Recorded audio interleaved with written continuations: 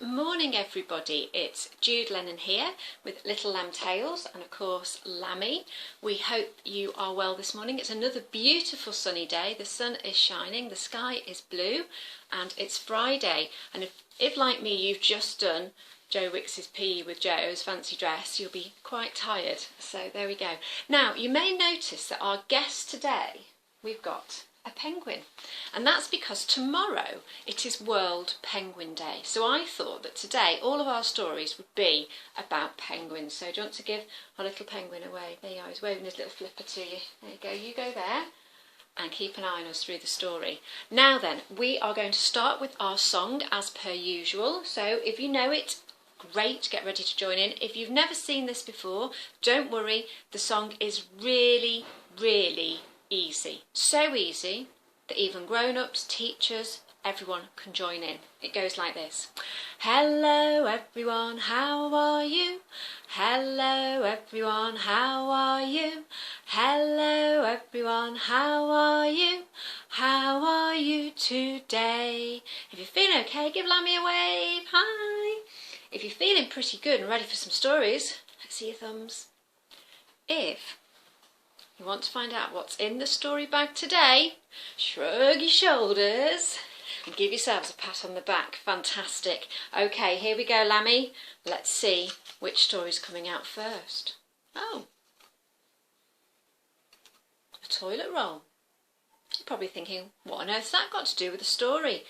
It will make sense. I'm going to retell a story that's based on a book by Nicola Moon, and it's called Penguins in the Fridge. And when I was still teaching, I used to read this book a lot to my class because there was lots of great artwork you could do with it afterwards. And you'll find out why the toilet rolls are important. Here we go. Once upon a time, there was a little boy. I think his name was Sam. And he really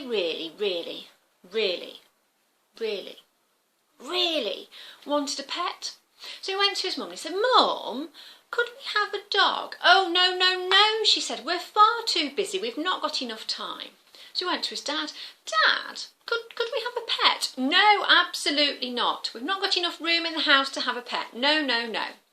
"Please, can I have a pet?" And he kept asking, and the answer was still the same. "No, we've got no time. We're too busy. There's no room in the house. They'll be smelly. We'll have to walk them. No." Poor Sam. He was quite disappointed. He kept going on about the pets, and in the end his mum said, "Look, why don't you go and get your bits and pieces box out from under your bed and make an animal. Make yourself a pet." Good idea, thought Sam. So he went up the stairs. Let's go. He ran up the stairs. He pulled out his bits and pieces box. Have you got it? And he rummaged through and he found a toilet roll. And he looked at it. "I know," he said. "I've got an idea." And so he got some black paint and he painted it. And he put on a white tummy. He added 2 flippers and a beak, and he'd made a penguin. And he took it downstairs and he said to his mum, "Mum, this is my pet Percy." "Well, Percy is fabulous," said Mum. "He won't take up a lot of room and we don't need to spend a lot of time looking after him. Could Percy live in the fridge? He likes to be nice and cold." Okay," said Mum. So she opened the fridge door and they shuffled along some of the things and they popped Percy into the door. The next day, Sam said, "I think Percy's probably a little bit lonely. I'm going to make him a friend." So he went back upstairs. Let's go. He pulled out his bits and pieces box. He rummaged through. He found, he found another cardboard tube. Great. It was quite a long cardboard tube, that one, so he cut it in half and he painted 2 penguins, stuck on some flippers and beaks. He'd made twins. "I'm going to call these Pippa and Popper." And he took them downstairs and he said to his mum, "Mum, look, Percy's got some twins. These are Pippa and Popper. Can we put them in the fridge as well?" "Oh, it's going to get a little bit crowded in the fridge." "Don't worry," said Sam. "I'm going to eat a yoghurt to make space." So he ate a yoghurt and he popped Pippa and Popper into the fridge with Percy. The next day, Sam thought, they need a mum and dad. So he went back up the stairs, he pulled out his bits and pieces box, he rummaged through, he found 2 more cardboard tubes. He painted them, let's paint them. He stuck on some flippers and some beaks. And he brought them downstairs, said, "Hey, I've made mum and dad as well." Goodness me, said Mum, are they going to go in the fridge as well? I'm not sure there's room. Oh, I'll make space, don't worry. And so Sam looked in and he moved the cheese over and he moved the ham out of the way and he popped Mum and Dad in the fridge as well. The next day, he thought, there's normally a lot of penguins that all live together in a colony. I know, I'll make some more. He ran back up the stairs, he got out his bits and pieces box, he rummaged through, and he found more cardboard tubes. And he painted them, let's paint them. He stuck on the flippers and the beaks. This time when he went downstairs, Mum said, oh, no. They can't go in the fridge, there's just not space. I know, let's make a display of them on the side. So they put out some cotton wool to look like the snow and they popped the penguins in. So it looked like they were in their nice snowy land. I think I'm running out of cardboard tubes, said Sam. I enjoyed making those. It was almost as good as having a real pet. Oh well, said Mum, just see what tomorrow brings. And the next day, when Sam got up, he came down the stairs and he walked into the sitting room and there on the side was a glass fish tank. And in the fish tank was a little golden fish. Now we think this pet will be just fine, said Mum. Doesn't need walking, doesn't take up a lot of room, and even better, your penguins can stay around the edge and keep an eye. What do you think, Sam? I think it's the best pet ever. Thank you so much, Mum. And now, guess what? My penguins don't need to live in the fridge after all. The end. Give yourselves a clap. Fantastic. Okay, so that was our first penguin themed story, Penguins in the Fridge, based on the book by Nicola Moon. Let's see what else is coming out next. Shall we have a look? Oh, here we go. I've got another penguin here. And this story is called Escape from the Zoo. It goes like this. Once upon a time, there was a penguin called Peppy, and Peppy lived in the zoo. And he had somewhere to swim. He'd waddle down to the water. Let's waddle down to the water. He'd dive in and he'd swim this way and that way and this way and that way. And he'd sometimes float around and just enjoy the feel of the water. But then one day he heard somebody talking. A little boy was saying, Mum, penguins don't really live in zoos, do they? They normally live where it's really cold. Peppy thought, really cold? Why aren't I living somewhere where it's really cold? I can't be a real penguin if I don't live where it's snowy and icy. This water isn't snowy and icy, it's just cold. This is no good at all. I'll have to escape. And so he started to think, let's think, and again, how could he escape from the zoo and find his way to the place where all the other penguins really, truly lived? He jumped into the water. It sometimes helped him to think. So he waddled to the edge of the water, he dived in, let's go, he swam this way, and that way, and this way, and that way. And as he swam, a wonderful idea popped into his head. I could hide in a bucket of fish, and when the zookeeper takes me down to the harbour to empty the water out, I'll swim for it. And so that's what he did. He kept an eye out. And when the zookeeper came with the big bucket of fish to feed all the other penguins, Peppy hopped inside and hid under all the bits at the bottom. The zookeeper picked up the bucket and walked. Let's go. Goodness me, this bucket's heavy. He got to the harbour and tipped out all the old fish, and Peppy plopped into the water as well.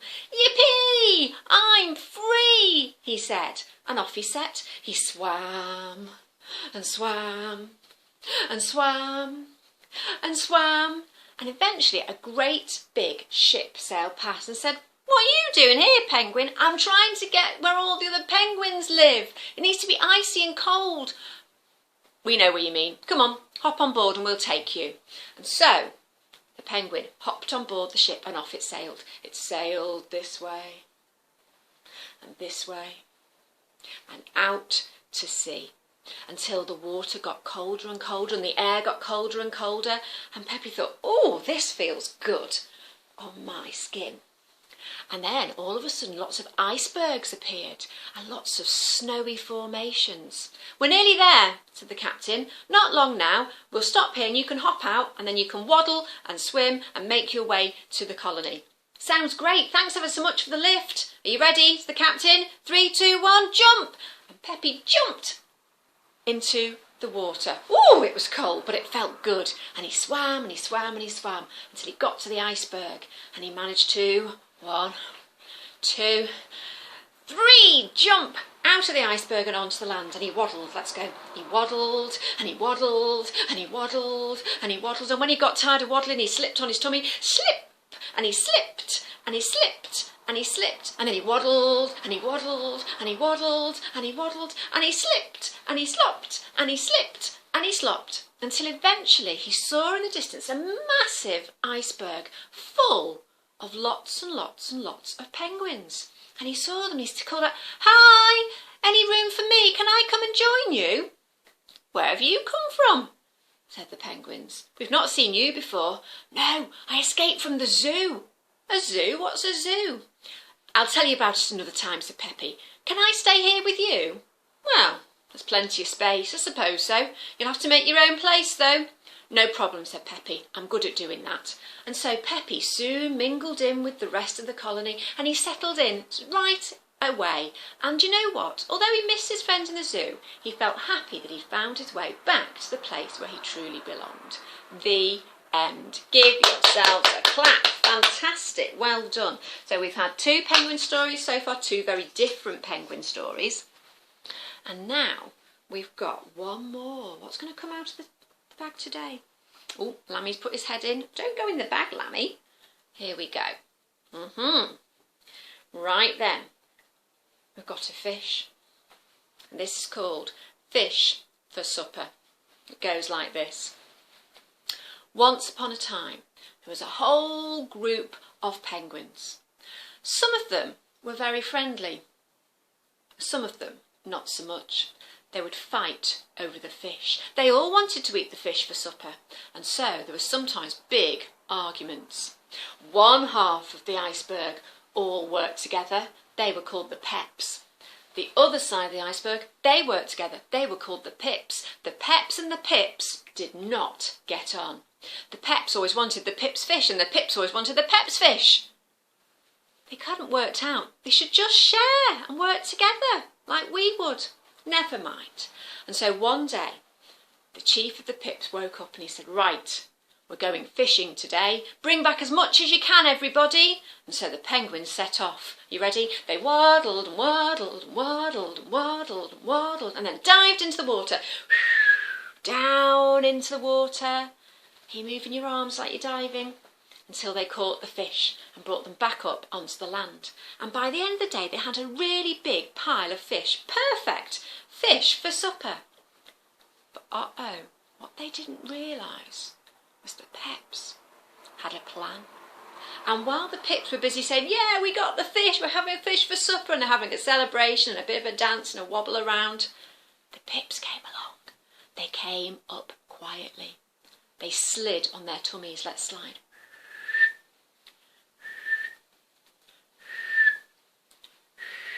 And they slid right up to the big pile of fish, and they took it as quickly as they could in their mouths, and they scooted off as quickly as they could. The peps turned around and said, "Hey, where are the fish gone?" "It's those pips, they've taken them." And so it was war. "Right, that's not on. We need a plan. We need to get our fish back. We caught all that. It's not fair." "I've got a plan," said one of the penguins. Snowballs. Snowballs is right. And so, have you got your flippers ready? They started to make lots and lots and lots of snowballs. And they all picked them up and they took them under their flippers and off they set. Let's go. They waddled and waddled and waddled and waddled, and then they lined up and made a circle around the other penguins who'd stolen their fish. "Are you going to return our fish? We caught that." "No. Finders keepers, you'd left it on the side. We didn't think you wanted it." "Nonsense. We caught that fish. It's for us. You've stolen it from us." Well, all's fair, as they say. We're going to give you one last chance. If you don't return our fish, we'll unleash the weapons.